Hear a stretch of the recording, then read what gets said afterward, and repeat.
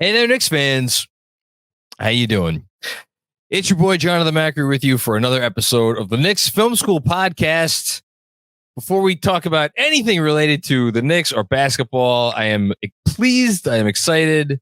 I am longing no more because I get to welcome back my co-host, my partner in crime. All due respect to Benji, Fred, the beloved Andrew behind the ones or on the ones and twos for this episode, but there's only one Jeremy Cohen, so happy to have him back. How you doing, bud?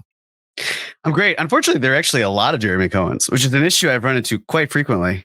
But in this context, really? I will take it. There are. Yes, there's a photographer named Jeremy Cohen who went viral during pandemic. There are actors and musicians. So my goal is just be the highest ranked one on the Google algorithm. That's what I strive for, because that way I can just say I'm the best Jeremy Cohen there ever was. And we'll say no, but it's very good to be back. I'm glad Andrew got my fax that said I'm back. It's been a long few weeks, and I appreciate Benji and Fred for filling in and keeping the seat warm. Thank you, guys. I just checked. I'm apparently the highest, the first person that comes up on. But is that because it's my Google that it knows to pull me up first? You could have done an incognito window, but how many Jonathan Macris do you think there are out there? Well, see, here's the thing. I got a lot of shit around fantasy football draft time because there's another Jonathan Macri that writes about like fantasy football. Mm-hmm. And there used to be a race car driver, Jonathan Macri. I don't know what became of him. It's fair. Yeah. But anyway, whatever. Small victories, right? Welcome back. It's good to see you. It's been 3 weeks, right? Yeah. It's been 3 weeks. It's been a lot of travel for work. Great stuff. I was in multiple countries and time zones and everything. Really exciting stuff. But it's nice to be back in my own home and sleeping in my own bed tonight, because that's something I haven't really done much over the last couple of weeks. Well, that's the thing is, like, even though it's the first time, like we're talking, and it's the first time people obviously listen to the podcast, you're hearing from you in a while. Like, I feel like this is going to be a weird analogy. I feel like the parent of someone who has gone away to college, and I'm like seeing their Instagram account or what. I don't have Instagram, or I don't check my Instagram, but on our text thread, like you're seeing pictures of this drone show and that drone show, and it's amazing stuff. And you guys are killing it and clearly having a great time doing it. So thank you. But for those who don't know what I do, I lead client services and creative for a drone light show company. We did a show in the Cayman Islands, then went up to Miami for a week, did a couple shows there, did first ever NFL drone show for a game. We did Monday Night Football. And then I was in LA, just got back an hour ago. And for 48 hours, we did a NASCAR show at the LA Coliseum, where they were doing Mexico versus Colombia soccer match, because they're doing NASCAR is having a whole thing in LA in February, on February 4th. So it's just been an amazing opportunity to do all this. But John, I have to ask you some Knicks related things, because I've certainly been living under the rock. And so just some questions that I'd like to run by you before we get started, if that's cool. Yes. So when I left at the end of November, the Knicks had a starting lineup of Jalen Brunson, Quentin Grimes, RJ Barrett, Julius Randle, and Mitchell Robinson. All of those players are still in this. That's the same lineup, right? The Knicks haven't deviated from that whatsoever. Same starting lineup. You know, it's funny you ask that. There have been some developments on that front. Interesting. Okay. I will ponder that. Another one is, did they incorporate a second basketball into the sport of the NBA? Like, are they playing with multiple balls at once now? That's what she said. It seemed like the Clippers were playing with multiple basketballs the other night, but no, I don't believe they've made that rule change. Why do you ask? Well, I was very confused because I went online and I saw a lot of Knicks fans interested in DeMar DeRozan. So I thought clearly the Knicks must have introduced, or like the NBA must have done something. And then this whole thing with Giannis and wanting to steal a basketball and the Pacers. Yeah. I just thought there were multiple basketballs that were now being used at one time. So thank you for clearing that up. And the last question I have, you know, the Knicks own the Detroit Pistons second round pick. Since I left, then the Pistons were the worst team in the NBA. I have to assume that they've won at least, I don't know, 3 games, let alone two. I mean, one. I've had to have won one game since we last recorded, right?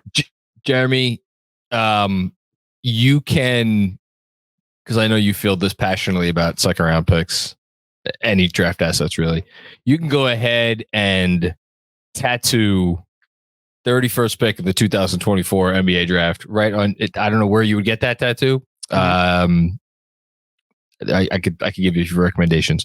Sure. But yeah, you could put that in permanent ink because that baby is signed, sealed, and delivered.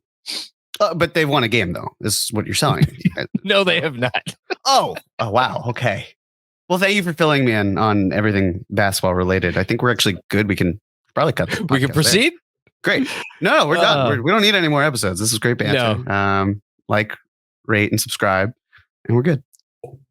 So let us talk about the week that was. It has been 3 weeks of basketball since we've spoken, and it's weird. It's a weird spot to talk about this team right now. I think we are in that the portion of the NBA season that every NBA team goes through, or many NBA teams go through, where things feel more than a bit tenuous, and the highs can be incredibly high after a win, the lows can be incredibly low after a loss. And I say that coming off of a week in which the start of the week, we're feeling pretty low, having gotten absolutely lambasted in. Actually, no, that's not fair. Both of those were games at some point in the fourth quarter, maybe early on in the fourth quarter. But like they gave up a ton of points to the Bucks and Celtics in the end-season tournament. A lot of talk about whether, the Knicks got shafted by having to play 2 road games against 2 best teams in the league, maybe the 2 best teams in the East. And so coming off of that low, got nice and high after a good win over the Toronto Raptors, gave up 130 points, but a win is a win. They looked very good doing it.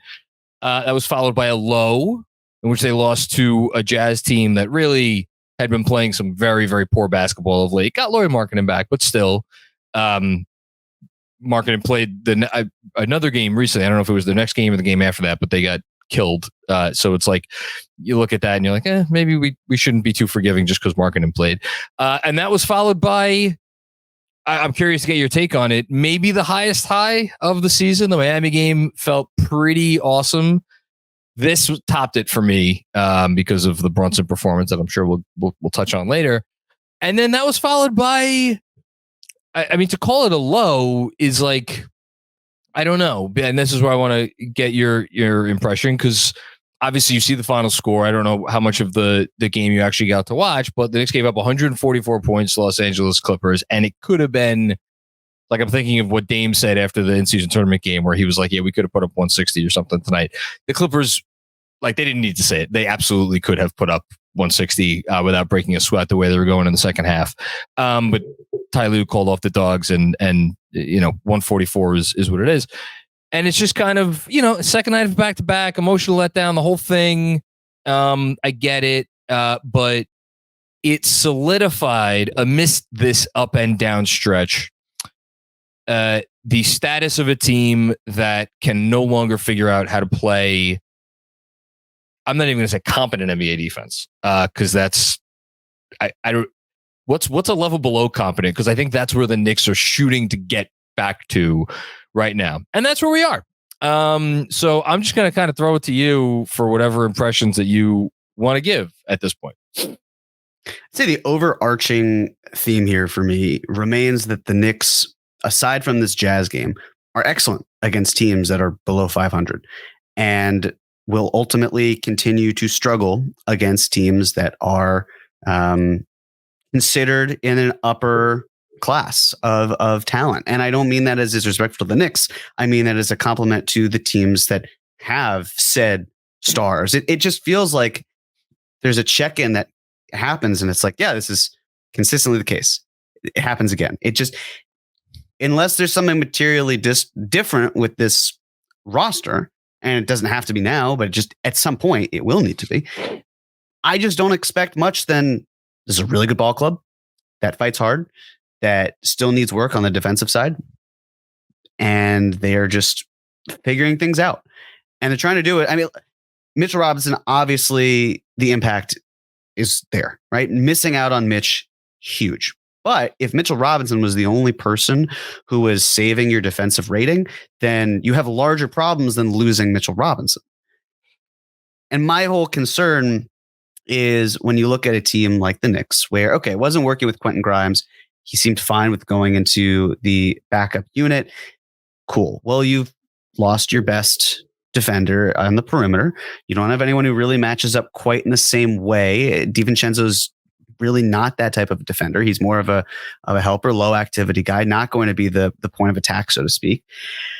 And then you lose Mitch, and now you're left with players who can grade out defensively, but no one who's strong enough to stand out to really give you much. I mean, Sims isn't going to be that guy. DiVincenzo's not going to be that guy. RJ's been better, but that's not, his assignments haven't been quite that tough. Randall, his advanced metrics are strong, but it's the process that's still the problem. And Brunson, obviously great with taking all those charges, but he's limited in terms of what he can do. So it feels bare. And I don't really know what the Knicks can do to turn around internally. Not saying they can't.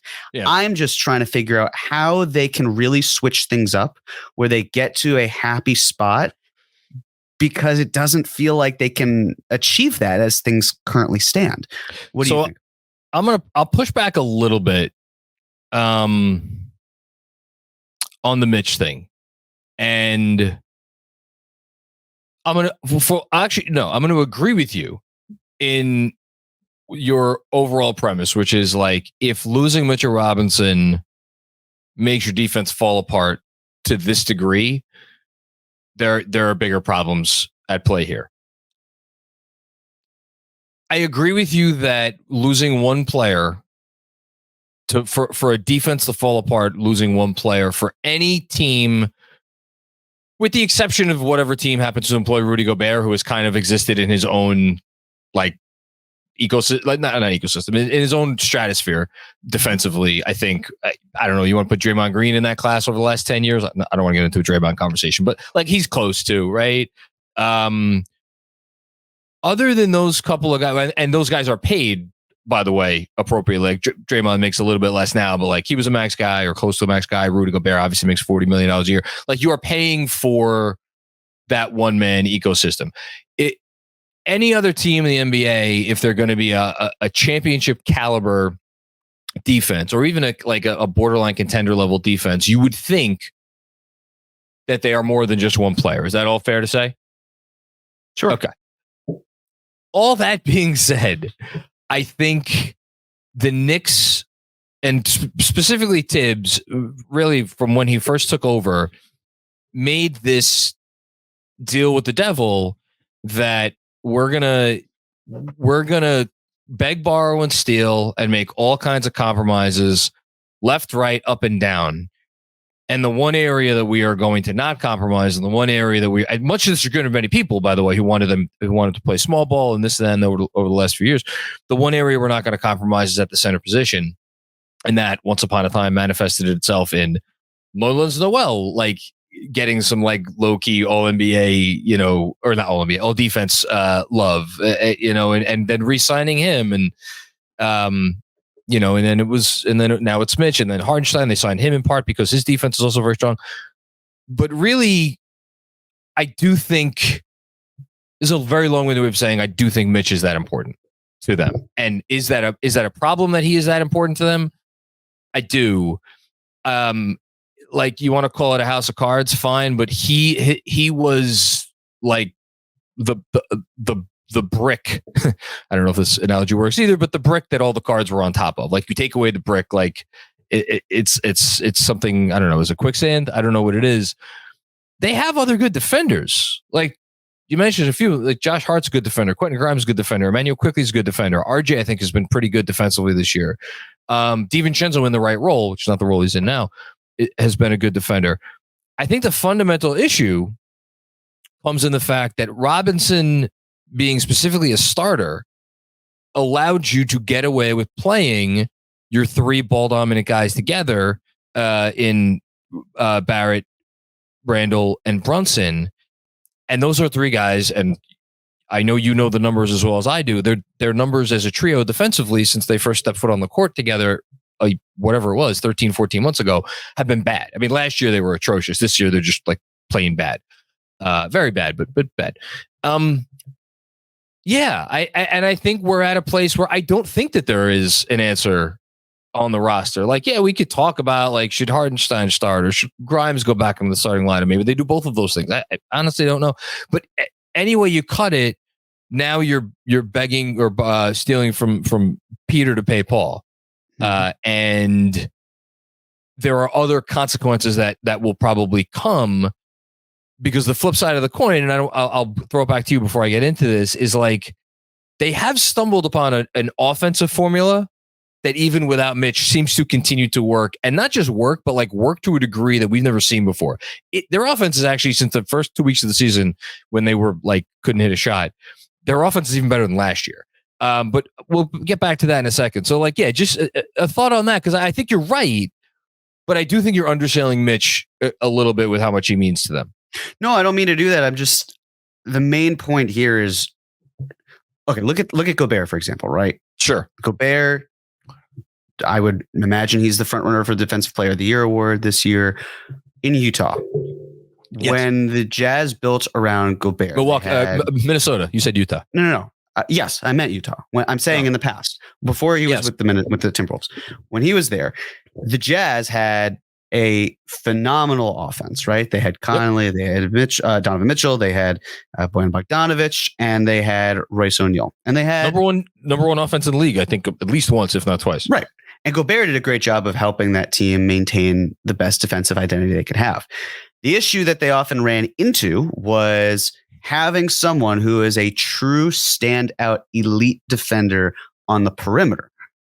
Yeah. Or someone who could match up really well with wings. Royce O'Neal would take the responsibility, but he wasn't necessarily the person who should be best suited for it, because he's a smaller guy, not as talented, but he took on the responsibilities. And every playoffs, the Jazz would succumb to another team due to Gobert could only do so much. Mm-hmm. We've talked before about how the Knicks are building as a team and how there are parallels in terms of how they build like the Jazz.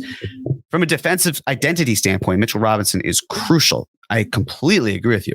What I'm saying is that there's still that missing piece, whether it's at the 2, 3, or the 4. If it can't be Grimes, it's got to be someone else. But there's a likelihood that it might not need to be Grimes. Is it shifting Archie to the 2 and bringing in a 3? Is it moving Randall and getting a defensive 4? Like, all these different permutations and things you could consider. We don't have to pick one, but just the general concept of it. There needs to be kind of that stalwart that's near, which is in the same way the Timberwolves have now, right? They theoretically speaking, when healthy, right? They have McDaniels, they have Edwards. I mean, they have Anderson. They have so many wings and guards that they can throw at other teams that they know will match up well defensively. And that's where the Knicks really suffer. And yes, there is the logjam issue. But we've also said there's a logjam issue every single season since this front office has taken over. It's seemingly been, well, there are too many players here and there. And this year, yes, it seems as that's the case, but then it always kind of works its way out in some capacity. So we have common ground in terms of how important Mitch is. I guess I'm just going one step further in terms of how I feel this team needs someone who is an absolute standout still on the wing defensively, and they just don't have that. But in the meantime, they're just going to be left trying to figure out the combinations in-house that can work. I totally agree. And what Grimes going out of the starting lineup, I think the reason why Thibodeau ultimately felt confident enough making that bet is because of Mitch.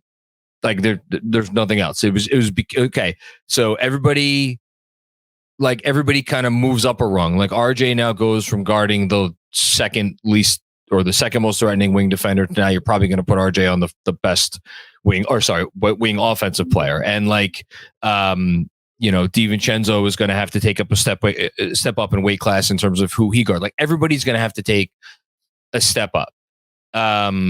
Maybe your backup unit defense gets up, like increases a little bit, but I think the bet was more like the payoff offensively is going to be worth the drop off defensively. I think that was the bet that he made. Without Mitch, because they don't have the sort of guy that you're talking about, which, like, again, I'll just say the name we always bring up. Like, if you put OG Anunoby on this team tomorrow, all of a sudden, okay, there's your guy who you can sick him on whoever the best offensive player. It doesn't even matter what position they play on the other team. Like, put him on that player. And then all of a sudden, RJ goes back to, or DiVincenzo goes back to guard. Well, in this case, I guess probably RJ wouldn't be here, but like, not necessarily, but not necessarily, right? Not necessarily. Maybe it's DiVincenzo who is with the subs, and it's OGN and RJ and Julius, and they're all still here. Whatever, but like, it moves everybody down a notch. They don't have that guy, and so here we are. I guess I don't really have anything else to say on the defense. The two things I'll say, and then we could move on to talking. So there's been some transactional news that maybe we'll have to do a little bit with this conversation. But like you mentioned, like, what do they do? Like, is the answer in-house or this, that, the other thing? Like, I'm looking at this. They got 30 games until the All-Star break. Of those, there are 8 games against teams that are not currently in the top 10 in either conference, and 2 of those 8 are against the Grizzlies, who are I think they've done enough with Ja Morant out where they'll be still going for it. So I don't look at those games as teams, or as games against, like, quote unquote bad teams. So to me, basically 4 out of every 5 games that you're going to play from now to the All-Star break are against, like, solid competition. Like, the worst of those other 24 games is probably against, like, Toronto. So they are going to need to, even if you give them 6 wins against the teams that they should beat, which, again, they lost to the Jazz, so it's no guarantee. Like, can you get to 500 without Mitch? They're 2-2 so far without Mitch, so that's good. You're a little bit of the way there. Can you go 15-15 or even like 14-16? These next 30 games and just keep your head above water until hopefully Robinson comes back after the break. You win the 6 games you're supposed to, that would be like 8-16 against the other teams. Like, that seems doable, right? Even without Mitchell Robinson, maybe they could even go a little bit better. The only other thing I'll say, and this relates to what we saw from Brunson, but it also honestly relates to what we saw against the Clippers on the offensive end. This team's really freaking hard to guard right now. Like, they are a bear. Like, Randall, I think, is all the way back. He is in a great place. I know it hasn't been perfect because it's never perfect, but he's been in a real groove. Obviously, Brunson did what Brunson did. I think DiVincenzo was fit like a glove in the starting offense, which is, again, what makes the defensive thing so frustrating, because you feel like you take him out and it starts to topple over what is now arguably your greatest strength. And RJ started to put it together. RJ had a really nice game against the Suns. He had some nice shots that he made against the Clippers.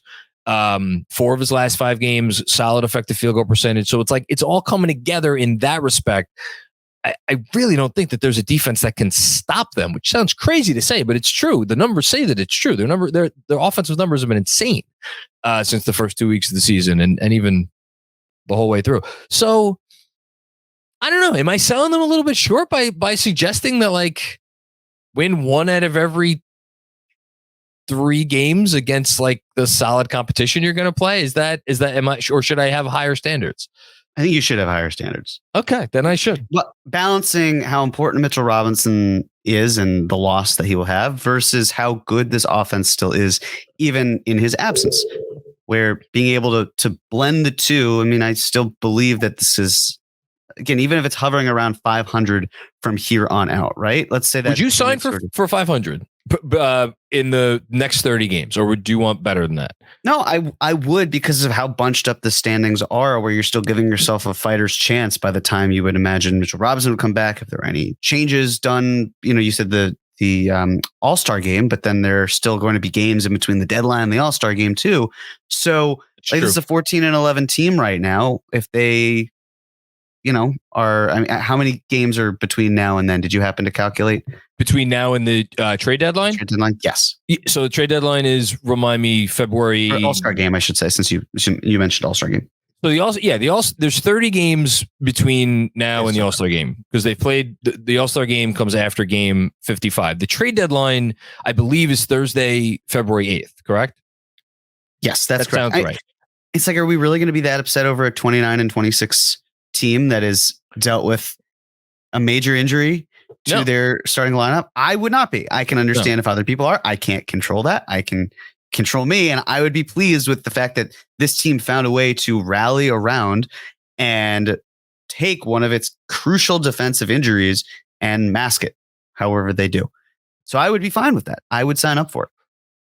Yeah, I think I would sign up for it, especially since you figure, as you just mentioned, and I should say that there are 4 games between the trade deadline and the All-Star break. So they play the night of the trade deadline, and then they play 3 more times before the All-Star break. So potentially, and obviously they don't have to wait until the trade deadline to make a move. They may make a move a week before the trade deadline, but this front office, God knows, has been proactive at times in the past. The Derrick Rose trade was incredibly early.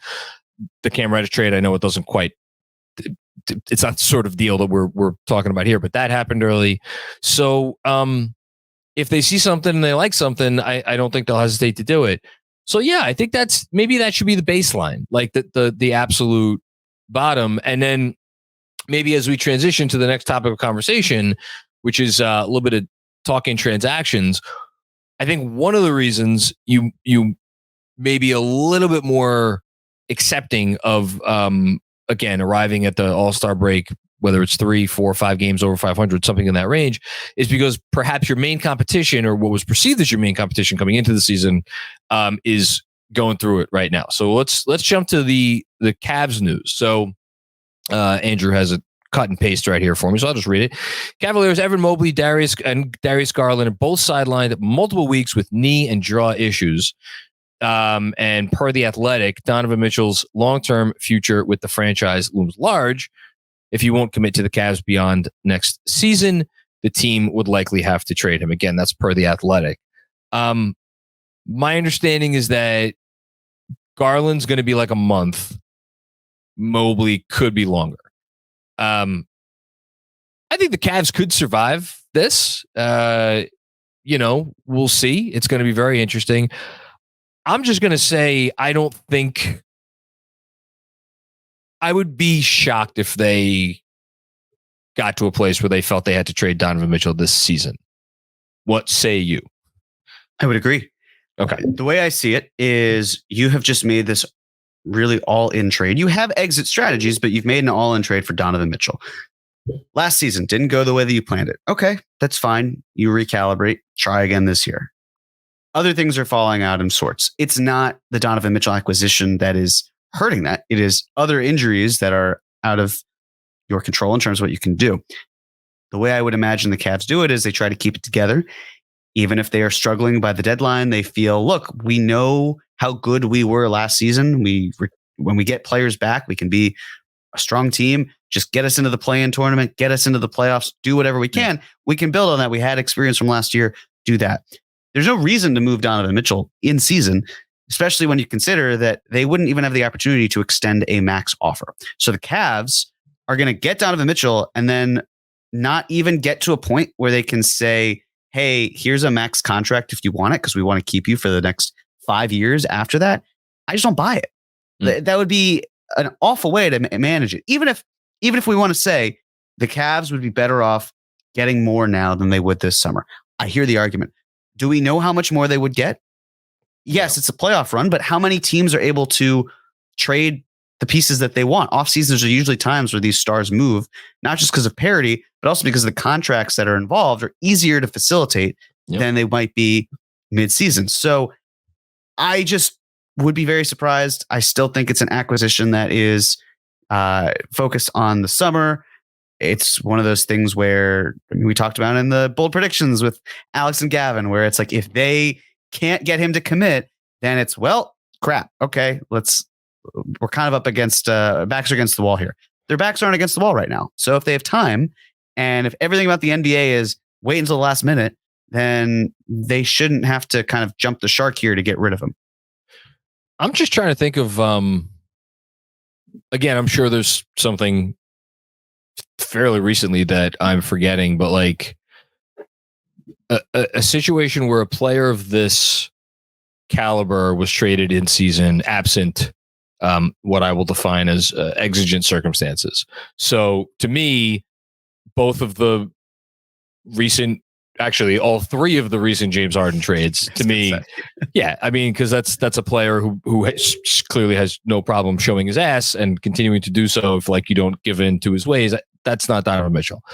The Durant thing, I'm going to put in its own category because he seemed like he kind of like had a special kind of relationship with the owner there, and this just was like, yeah, I gave you guys another chance, not happening. It's Kyrie. I mean, Kyrie wanted the contract, and then when that didn't happen, they shipped him out. Only Durant was left. So it's like, well, he's not going to stick around here. Exactly. Yeah. I wouldn't describe the Kyrie situation as quote unquote. Listen, Kyrie is as exigent as it gets, and then there was the Jimmy Butler situation with which Tibbs remembers very well, and that was again another one where it was like, this is clearly not tenable. Like other than those, I don't. The one I can think of is Sabonis for Halliburton. And that was a midseason move where no one was unhappy. It was just, hey, this roster needs something and that roster needs another thing. And it was star equity for budding star equity. But even then, it just doesn't feel right because I thought that was a very equitable deal, still do. Sure. And we're looking at teams trading players who are kind of in their prime and versus like really getting there. There's a lot of bloom on that rose. Anything with Donovan Mitchell feels like it'd be a different situation. I completely agree. So not that the Cavs would say, hey, we're retooling and we're going to go into another rebuild. It wouldn't be a star for a budding star. Yeah. Perhaps the sort of deal that may involve a star for a budding star. We'll go next up. This one's per Jake Fisher. League personnel believe Lauri Markkanen is no longer untouchable, and Utah will be willing to listen to trade offers. I don't know who the Tyrese Halliburton would be in this deal. I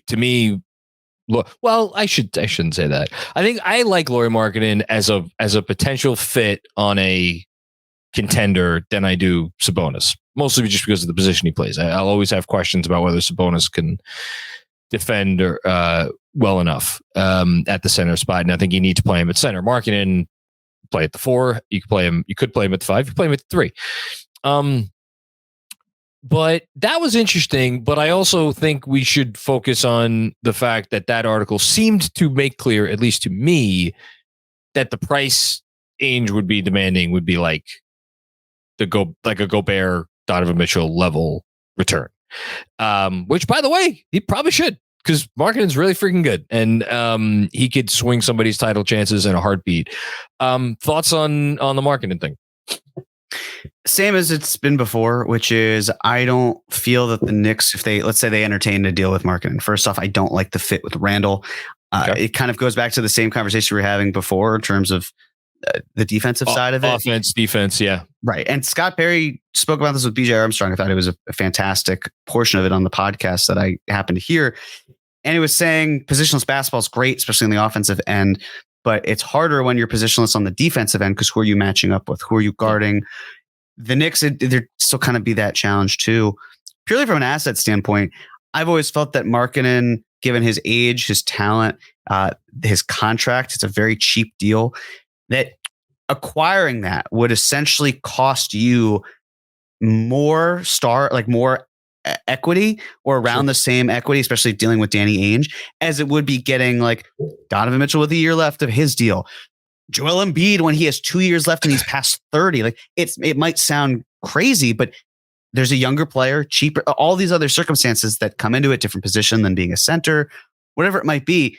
Bottom line being, I don't like that. To me would have to be, the cost would be the move. And Lauri Markkanen is not on the same caliber or the same tier as the players that it's worth giving up the move for. What do you have left? Are you finding someone who can also fill in the gaps defensively that work? Who's going out? All these combinations that just at the end of the day, I look at a team like the Thunder. It's not an original thought. Plenty of other people have put this out there, but like you talk about who the Halliburton is, like Jalen Williams. That seems like the type of person where, type of player, if the Thunder were looking to upgrade their roster now and they had to trade players who are younger and they're thinking about fit, like that is a rookie scale player that the Knicks don't have someone who is better than that on a rookie scale deal.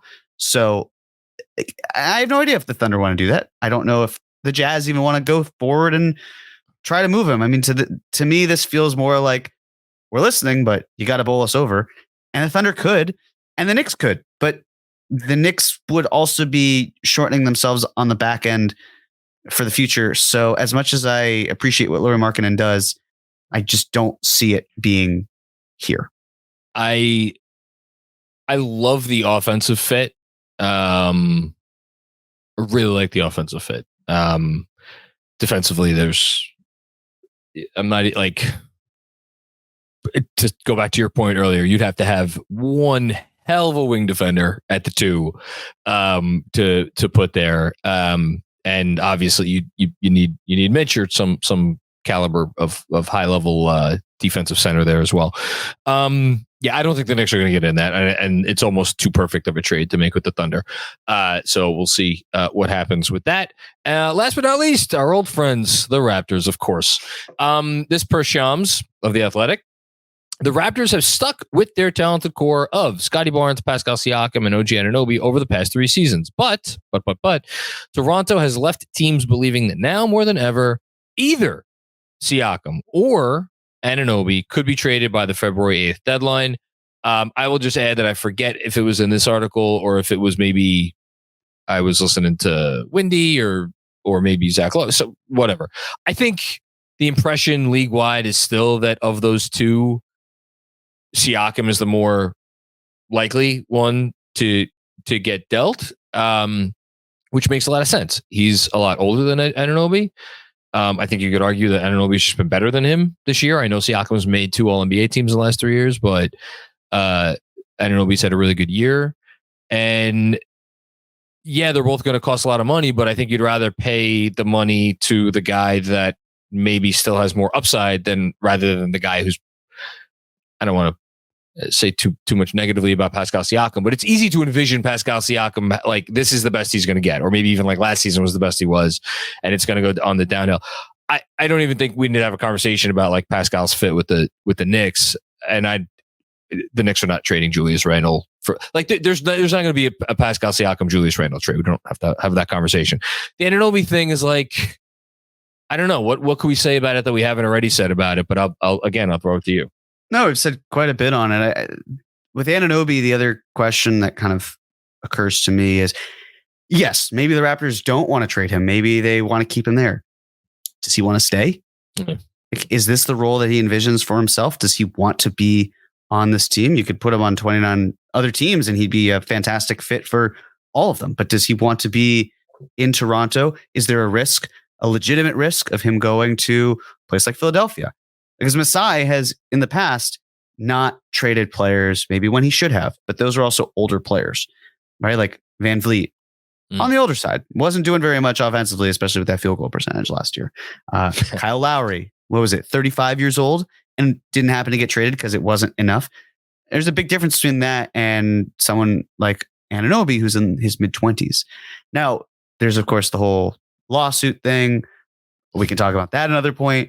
But purely in terms of the Raptors and moving players, I mean, I just find it very hard to believe that at the end of the season, Masai Ujiri is going to be like, yeah, you know what we envisioned? Trading Pascal Siakam, keeping OG Anunoby with the risk of him walking for nothing, and also winding up with a draft pick that goes to the Spurs because we traded it for Jakob Poeltl and it didn't convey because we weren't bad enough. And maybe they are bad enough, but that is not what you want to sell to fans and probably not to your bosses too, which is why I'm still skeptical about the Raptors hanging on. We'll see what the rest of this season unfolds for them. But at a certain point, if it keeps going like this, I just don't understand why they're hanging on if they feel there are extenuating circumstances that will cause issue to them retaining either or both of these players. You make a great point about Van Vliet and Kyle Lowry. I don't think we ever got any firm reporting on what the best offer for Van Vliet was before the deadline. From what I recall, I never got the sense that they were bypassing anything really good, like some team offering like a future unprotected first or like a big time young player. Like, I don't think that offer was out there.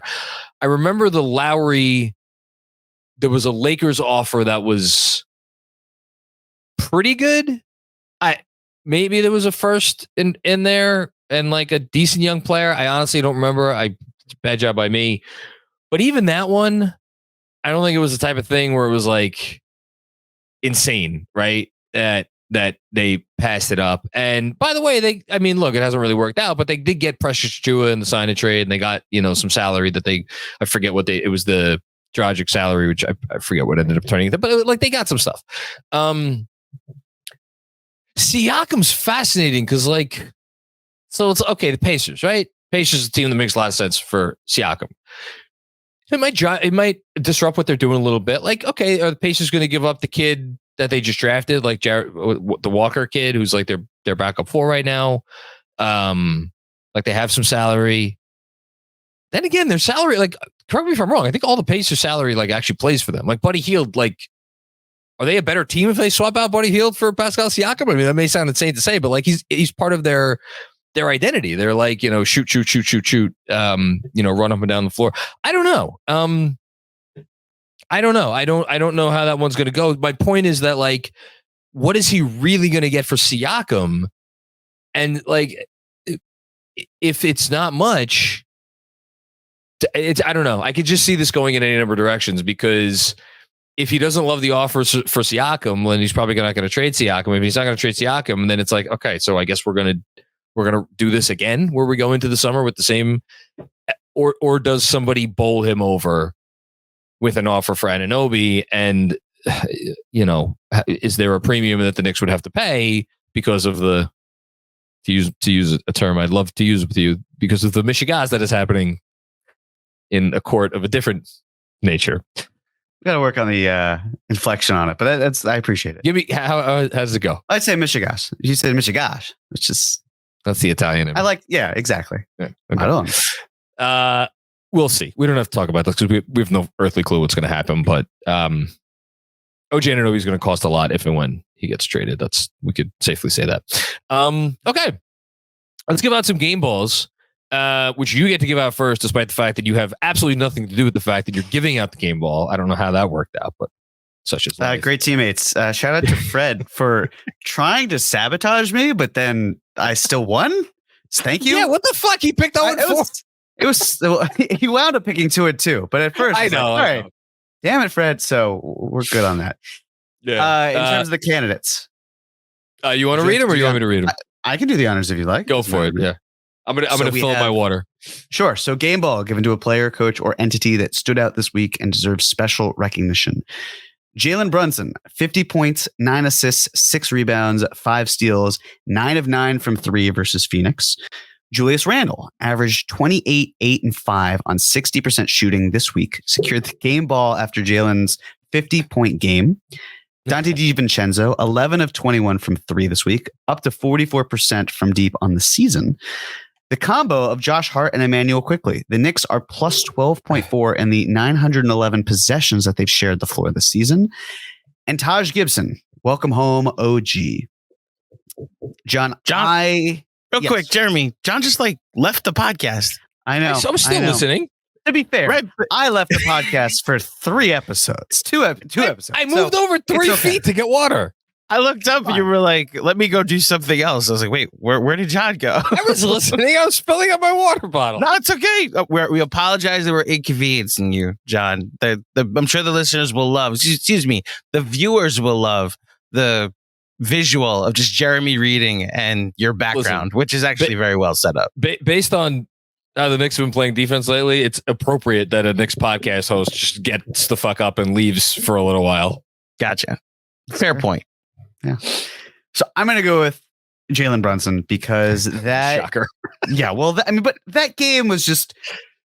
I was laughing because of how absurd it was. Like that 1-3 in the second half where actually I think there were two of them where it should not have gone in and it bounced all the way in. It's like, he's on one. What can you say? Is it as consistent as what maybe another player on the Knicks has been doing since a rough stretch, what feels like many moons ago? No, but also he's one of the best shooters in the NBA, and he is working his way up to what I feel is lowercase superstar status, which if you know me, that's high praise. So we'll see, but I have to give it to Brunson, and I give you the floor to give it to another player. I'll just say one more time that that is one of those performances that rose to the level for me of almost regardless of what else happens this year, I'm going to carry that with me. That was so. It was. I still don't have the words to describe it, and I talked for 2 hours after the game, and I don't think I ever found the words. I still don't have the words.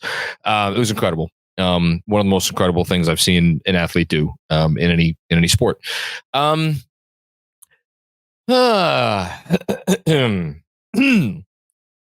the old throat here. So I'm really conflicted, Jeremy, and this is you want to talk about the crux of the Julius Randle thing. Here it is, right here. He has been balling on offense. No two ways about it. I don't want to hear any criticism that you could have levied about him as an offensive player in the past is kind of gone. I know the 3-point percentage is still pretty low, but it's not his struggles from deep. He's not taking a ton of them right now, but him not taking a ton of them is not hurting the offense because he's getting to his spots, and his spots, he's been automatic from his spots. He's been good on the boards. He's been just everything you could possibly want him to do. Passing, I think his passing. Fred just wrote a whole article on Julius Randle's passing. It was spot on, except his best passing of his career. Best offensively, offensively, he's playing like an All-NBA player the last month or so. It's been that good, and he even early on in the Clipper game, he was awesome. Early on in the Suns game, he was awesome, and then you have the moments at the end of the first half against Phoenix. Once, twice, three times. Was it 3 times a lady? Is that a phrase? I feel like that's a phrase. I don't know where I was going with that. Fool me once, fool me twice. Yeah. It's Kevin Durant, man. Got to guard him. But nope. 3 straight times. And then lets that get into his head. And then there's a bad possession and a bad shot and a bad turnover. And the snowball starts to roll. And that was honestly the appetizer for the main course, which was in LA. And again, there's conflict within my conflict here because I'm why am I singling out Julius Randle? The whole fucking team couldn't defend worth a goddamn on Saturday night. They couldn't. They could not. But you watch certain possessions where it's oh, okay, he's kind of opting out of this one at this point. He's had just about enough of this game. Particularly the beginning of the third quarter, there were some possessions where it was oh boy, okay, I guess we're done here. That kind of stuff can still be frustrating, even as the offense is rising to, again, I want to be so clear, an all-NBA level. And I want to be just as clear, because I've been yelling at people about this on post games the last several weeks. He's not the only star around the NBA who does this shit. A lot of stars around the NBA do it. And it's just more glaring because we don't see it here. We don't see it on this roster. Brunson, he tries a little hard out. Even if he's not very good defensively. So I'll give him the game ball. I had to go through that for myself, if not for anybody else. Just some Randle frustrations. That's all. But he gets my game ball for the week. Well, by transitive property, you actually are giving Jalen Brunson the game ball as well, because Julius gave Brunson the game ball. So if it makes you feel any better, you accomplish that with Brunson too. Okay. Well, that's good. Now I get to read detention, which is given to a player, coach, or entity that deserves to sit down for a while and think about what they did wrong. Sure you don't want to get something to eat? I can read it? Because I can if you're hungry. I'll take a sip. Okay, sounds good. I will be eating. I'm going to make myself some oatmeal after this pod is done. With some that cut up bananas. Yeah. What's that? Porridge. Get it. Tibbs, God, whomever you blame for the defense. No, Tibbs and God are not the same person, John. Thank you, Andrew. Gone from 3rd to 16th. 16th in defensive rating over the last 2 weeks, which coincides with the Mitchell Robinson injury, plus some belief that Emmanuel Quickley should play more. Pick a Nick from the Utah game. We had RJ going 3 of 16, 0 of 7 from deep. I mean, he has it written here, so I'll read it. But Jalen Brunson, 0 of 6 from 3. Grimes, minus 27 in 16 minutes. Josh Hart, 0 of 4 from 3, including a great look to tie the game. And then Jericho Sims, bless your heart. Kevin Durant, keep my wings name out of your effing mouth. I'm feeling I don't know, not in a cursing mood at the moment. And then finally, the NBA schedule makers compare the Knicks schedule to the Sixers schedule over the last few weeks and tell me this is equally balanced. Not so much. Really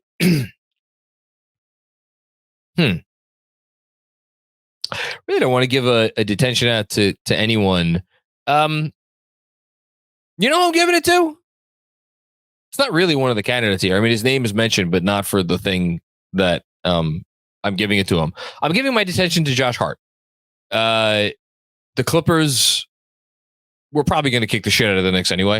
I guess I cursed after all. And so Josh Hart's ejection from that game probably did not matter. But like, you know, Benji tweeted this during the game. If there's one team in the entire freaking league you need Josh Hart big time against, it's the Clippers with all of their wings. And he got himself tossed, and I don't want to get into whether or not he deserved to get tossed or not. But like, I saw Josh Hart's reaction after he got tossed. He did not strike me as a person who thought that he had been egregiously asked to leave the game. I will just say that. Maybe it'll come out at some point what he said. I don't know. But I think he earned it is what I'm saying. That's me. Reasonable minds could differ. So yeah. I thought that was a kind of a crappy thing to do, and so he gets my detention. I was about like 4 or 5 miles away from the arena formerly known as Staples Center. Look, it's a Saturday night in LA. Josh, I can't blame you. I mean, buddy, I can't blame you. I would be out there too. I was out there. I mean, it was a long day, so I didn't do a ton, but like, go forth. But I agree. You needed to have him there, especially when we're talking about the woes defensively. The personnel is not on par with where the Knicks, or at least where fans might want it to be. And I would imagine the front office feels that way, but can't get to that point quite yet. Needed him, and he wasn't there. We could talk about it being a second game back-to-back, travel, all of that. He had to. Even if the refs were short with the Knicks and handing out technicals like free candy, still don't want to put yourself in that position. So I think that's fair. I will be giving my detention to two people. I'm going to split it up. I'm going to do 70% Tibbs and 30% Jericho Sims. And I'm giving Jericho a smaller percentage because it's not his fault. Yeah. Mitchell Robinson went down. He is in my mind, of it like a quadruple A level player. It's a great where you don't want him starting. No. But then again, I can understand if you want to keep Hartenstein with that backup unit, but then you have the minutes issue that comes into play where Hartenstein's starting the fourth quarter. Then is he playing the whole fourth quarter? How is he able to do that? If you look at the cleaning the glass for the starting lineup of Brunson, DiVincenzo, Barrett, Randall, and Sims, 72nd percentile in offense. Strong, right? I mean, it's not as good as the 95th percentile that Brunson, Quickley, Hart, Randall, and Hartenstein have, or the 90th percentile that Brunson, Quickley, Hart, Randall, and Robinson have. but it's up there. It's good. It's the defense. Yes. Specifically, the 0th percentile of this starting lineup. My favorite on the word. defensive end. The 5th percentile in efficiency, the 3rd percentile in turnover percentage, the 1st percentile in defending offensive rebounds. That to me is a little bit of a problem. And I get it. The Knicks aren't probably going to be able to do much. They did bring back Taj. I couldn't help but wonder if also from afar, this isn't trying to be salacious, but perhaps there's some mild concerns with voices in the locker room. Fred seemed to allude to that. We've seen other players speak up. Just saying, if you have a need at that position, you don't expect that player to be there, but you want someone to kind of be that vet locker room presence that you don't necessarily need, but maybe could be nice to have. Can't hurt. Taj Gibson being there can't hurt. I agree. Yeah. But having Sims in that role, it pushes him further than he should be. Yeah. I would like to see Hartenstein in that role. Granted, I know that the starting lineup of those 4 plus Hartenstein, the little that we have seen of it has not been very productive. Yeah. But I think it's worth exploring more, because if we're already going to keep changing up the rotation, if you're going to keep DiVincenzo there, the only logical move here is to move Hartenstein in, because we know that RJ Barrett's not going to the bench. We know that Julius Randle's not going to the bench, and we certainly know it's not going to be Jalen Brunson either. Yeah. So if DiVincenzo's going to stay, they have one move left in their hand, and it's getting Sims out of the starting lineup. I was in favor of Sims starting because for the exact reason you just said, keeps Hartenstein with the backup unit. It's less disruption. And the bet is you stay even with the other team's starters, and then you win the game when the bench is in, which is kind of how they won games last year. The few games that they won the year before that, that's how they did it. And honestly, with Derrick Rose kind of coming off the bench the year before that, that's how they won a lot of games that way too. This has been their formula to win the bench minutes. And a lot of that has had to do over the last 3+ years with Emmanuel Quickley, which is why everybody who's yelling and screaming that he needs to play more minutes, it's valid. It's absolutely valid. Like he's too good of a player to play 20 minutes a game. Like, putting aside like who's to blame for that or whether anybody is to blame for that, other than just like this is the roster construction, I think that's where reasonable minds could differ. But there's zero question Emmanuel Quickley should be playing more than 20 minutes in an NBA game. Zero question. All that being said, it's going to sound nuts. I would probably bench Sims, put him back in his reserve role, like whatever, like reserve, like deep role. I think I would try to start Taj. I think that's what I would try to do, which I get. He's has not been on an NBA roster since training camp. I would take my chances with Gibson for the exact same reasons that I would wanted to take my chances with Sims, except I think Taj Gibson, even at this stage of his career, even at this age, even having just walked in off the street, I think Taj will be a marked improvement over Jericho Sims, who, frankly, and again, this is this is going to sound harsh, but like he did not look like an NBA player, especially against the Clippers, but really at various points in time over this run. And I also think, last thing, I'm not sure, even like obviously Taj, not the defender he used to be. So I think you're probably going to need to do something at the other guard spot too. I don't know if that's starting Grimes again. And I got to tell you, I did not think I'd be the person to say this, especially since I wrote a whole thing a couple weeks ago about how there's reasons it doesn't make sense for offensive purposes, because you want to spread the wealth with your engines. I almost wonder if you need to start quickly for defense at the 2. And I think that would cause some ripple effects. I think it would relegate either DiVincenzo or Grimes or both of those guys to a lot fewer minutes than they're accustomed to. Because I think the only way you have your cake and eat it too, if you start it quickly, which by the way, I don't think they're going to do this, is because you want to still have him with the backup unit. And like, there's just, I don't know. Yeah, I don't know. I don't know what the answer is. I wonder if they're thinking about it. That's the only thing I'll say out loud. I wonder if they're thinking about it.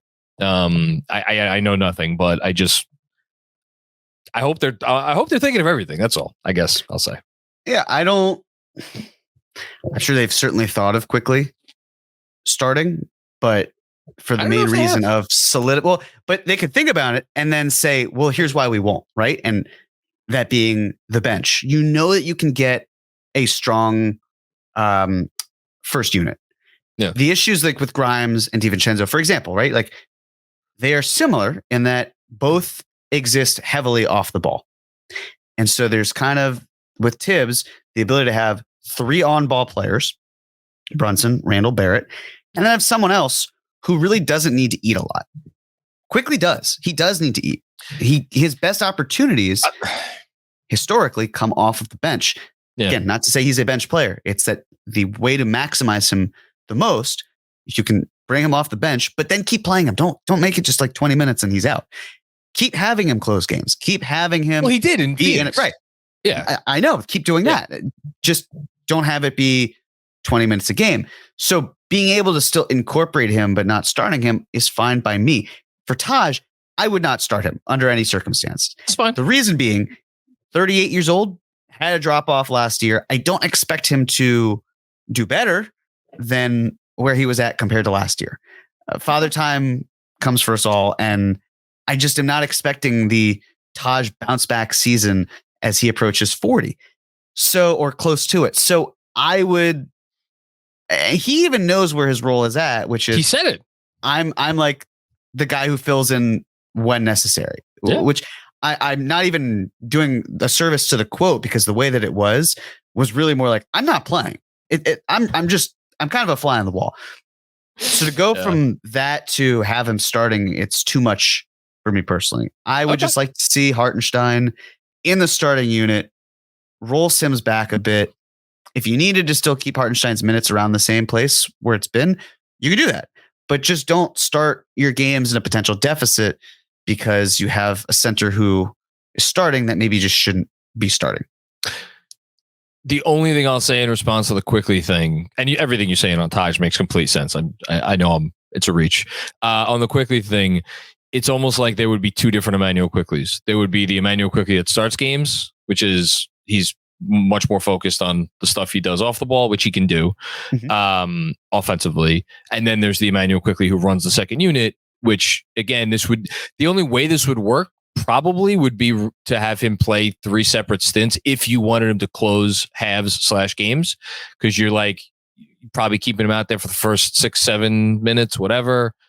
Goes to the bench, comes back at the beginning of the second, maybe gets another breather, and then if you want him in for the last 4 or 5 minutes of the half, like, and like there's not many players that RJ does that now. So basically you'd be giving him the RJ rotation, but then you're probably still going to give RJ the RJ rotation. So it's it would be a lot of change. It would be a lot of change, and I don't know if they feel like it is necessary or even the best approach. I don't know.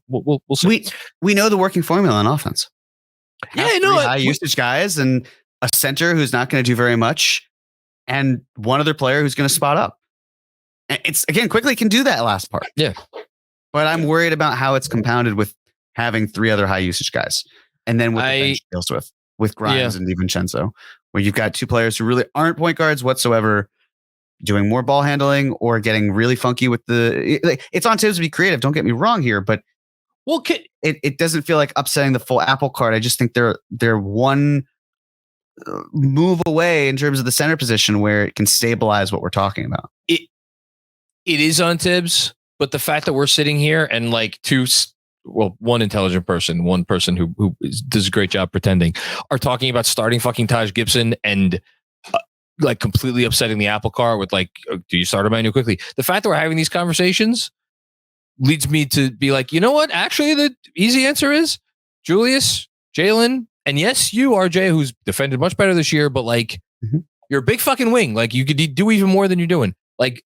show up and start defending like your salaries, pretend that you should be able to do. And that's really all there is to it. Like these guys are capable of playing high level defense. The Knicks need them to. That's it. Okay. Predictions presented by our new friends at PrizePicks. Go to prizepicks.com/KFS and use code KFS for a first deposit match of up to $100. Say that one more time. It's PrizePicks. So prizepicks.com/KFS. And the code is KFS for a first deposit match up to $100. Daily fantasy sports made easy with our friends at PrizePicks. Okay. I am losing again. Don't care for that. We're only picking 3 games because we are recording next Saturday night, I believe. And so there's only going to be 3 games played between now and then.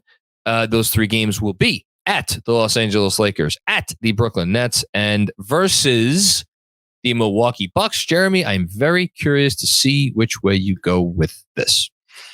I will be going 1 and 2. I had a funny feeling. Yeah.